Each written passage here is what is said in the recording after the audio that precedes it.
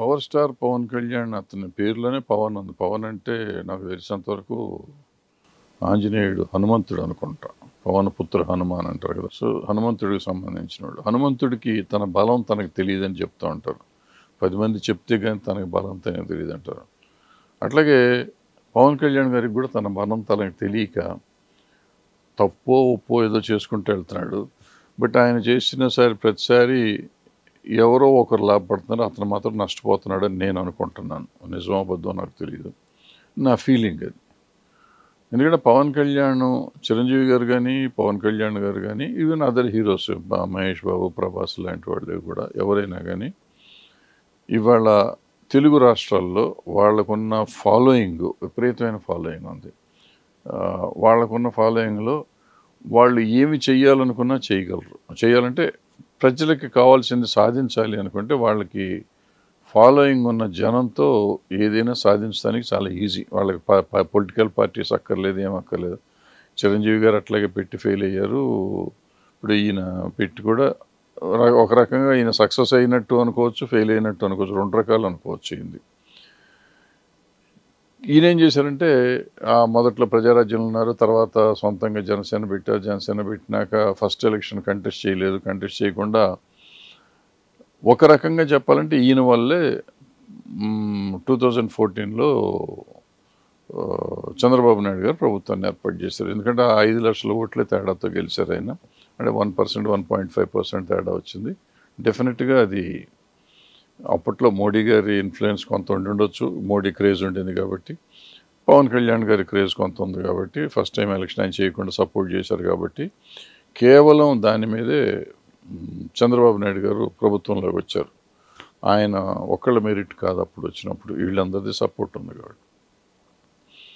ఆ తర్వాత ఈయన కొన్ని అమరావతి తప్పు అని చెప్పి అమరావతికి వెళ్ళి రైతుల కోసం పోరాడారు.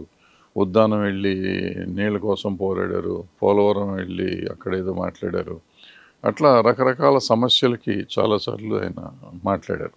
అయితే మాట్లాడిన ప్రతిసారి దాని మీద కంటిన్యూ చేయలేదు. ఎందుకంటే ఆయన లెవెల్కి, ఆయనకున్న ఫాలోయింగ్కి ఏది కంటిన్యూ చేసినా కానీ ఆయన ఎన్జిఓ లాగా ఇవాళ తిరుగులేని అప్రతిహతంగా ఉండే తిరుగులేని నాయకుడు అయ్యేవాడు. ముఖ్యమంత్రి అయ్యేవారా కాదా అనేది అయినా అయ్యి ఉండేవారేమో, అది వేరే సంగతి. అవ్వకపోయినా కానీ ఒక సెపరేట్ శక్తి ఈ రాష్ట్రంలో కానీ, 2 తెలుగు రాష్ట్రాల్లో, ఇక్కడ కూడా కావాలంటే ఆయన 2 తెలుగు రాష్ట్రాల్లో ఆయన్ని పట్టుకోగలిగే శక్తి ఉండేది కదా. ఆపగలిగే శక్తి చాలా కష్టం అయ్యేది. ఆయన పట్టుకున్న ప్రతి ఇష్యూని గట్టిగా పట్టుకొని సాధించుకుని ఉంటే. అయితే ఏమైందంటే ప్రతిదీ టచ్ చేశారు, వదిలేశారు, టచ్ చేశారు, వదిలేశారు అని నేను అనుకుంటున్నా. కొంతమంది ఆయనే కదా మాట్లాడింది అని చెప్పి చాలామంది ఆయన ఫ్యాన్స్ అంతా అంటుంటారు. కరెక్ట్, మాట్లాడినాక దాన్ని నిలబెట్టుకోవాలి అనేది నా పాయింట్. ఫర్ ఎగ్జాంపుల్ ఇప్పుడు ఉద్దానం ఉంది. ఉద్దానం మరి ఈయన జగన్మోహన్ రెడ్డి గారు హాస్పిటల్ కట్టేసి దానికి రీసెర్చ్ సెంటర్ పెట్టి అన్నీ చేశారు. దాన్ని ఎక్నాలెడ్జ్ చేస్తారు. ఈయన అడిగినందువల్లే వాళ్ళు చేశారు నేను కొంతసేపు అనుకోవచ్చు. సో ఒక రకంగా ఈయన సాధించినట్టే కదా అది. ఈయన సాధించినట్టే. బట్ ఆయన చేసినందుకు ఆయనకు కూడా ఈయన ఎక్నాలెడ్జ్ చేయొచ్చు, చేయలేదు నాకు తెలిసినంతవరకు. సరే, అది పర్వాలేదు. తర్వాత 2019లో ఈయన సపరేట్గా కంటెస్ట్ చేశారు. 2 చోట్ల ఓడిపోయారు. ఇప్పుడు 2024లో ఆయనంతటా ఆయన వెళ్ళి చంద్రబాబు నాయుడు గారు జైల్లో ఉన్నప్పుడు ఆయనకి సపోర్ట్గా నిలబడారు. ఎందుకంటే చంద్రబాబు నాయుడు గారు జైల్లో వెళ్ళినప్పుడు ఎంత దమనీయమైన పరిస్థితి అంటే, వాళ్ళ పార్టీ వాళ్ళు కూడా ఆయన పలకరించే పరిస్థితి లేదు. వాళ్ళ పార్టీ వాళ్ళు కూడా ధైర్యంగా బయటకు వచ్చే పరిస్థితి లేదు. లోకేష్ గారు వెళ్ళి ఢిల్లీలో కూర్చున్నారు. ఇక్కడ ఎవరు మాట్లాడేవాళ్ళు లేరు. పాపం భువనేశ్వరి గారు, బ్రాహ్మణి గారు మాట్లాడాల్సిన పరిస్థితి వచ్చింది. సో ఈ పరిస్థితి నుంచి ఒక రకంగా ఈయన వచ్చి ధైర్యం ఇచ్చాడు. తెలుగుదేశం క్యాడర్కి మళ్ళీ ధైర్యం వచ్చి ఒక ఊపు వచ్చిందంటే పవన్ కళ్యాణ్ గారి వల్లే వచ్చింది. పవన్ కళ్యాణ్ గారు వచ్చి నేనున్నాను, నేను చేస్తాను, నేను ఉంటాను ఇక్కడ అని చెప్పి వచ్చింది. వచ్చి ఆయన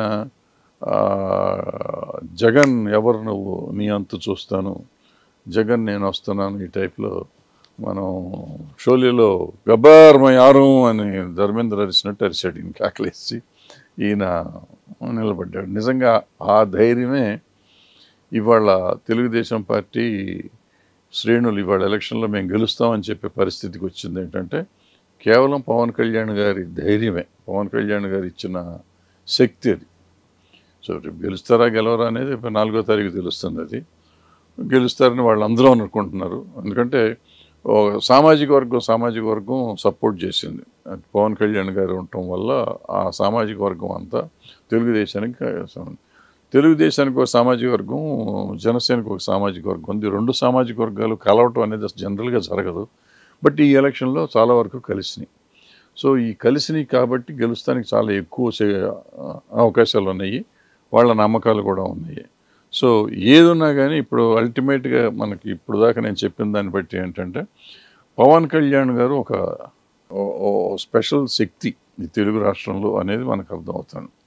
సో ఇప్పటి వరకు ఆయన చేసింది ఏంటంటే మధ్య ఎలక్షన్లో మాత్రం సొంతంగా చేశాడు, కానీ మిగతా అప్పుడంతా వీళ్ళకి సపోర్ట్ చేస్తూ వచ్చారు. సో ఇప్పటికైనా ఆయన ఆలోచించి ఆయన శక్తిని ఆయన తెలుసుకుని సొంతంగా ముఖ్యమంత్రి అయ్యే లెవెల్కి తెస్తారా, ఆ పార్టీని తీసుకొస్తారా, లేదు ఎన్జిఓగా ఉండి అసలు ఈ 2 రాష్ట్రాల్లోనూ ఒక బిగ్గెస్ట్ ఫోర్స్ అవుతారు. అంటే అప్పట్లో కర్ణాటకలో రాజ్కుమార్ గారు ఆయన ఏది చెప్తే అదే జరిగేది. ఏ గవర్నమెంట్ వచ్చినా, ఏ ప్రభుత్వం, ఏ పార్టీ అయినా కానీ.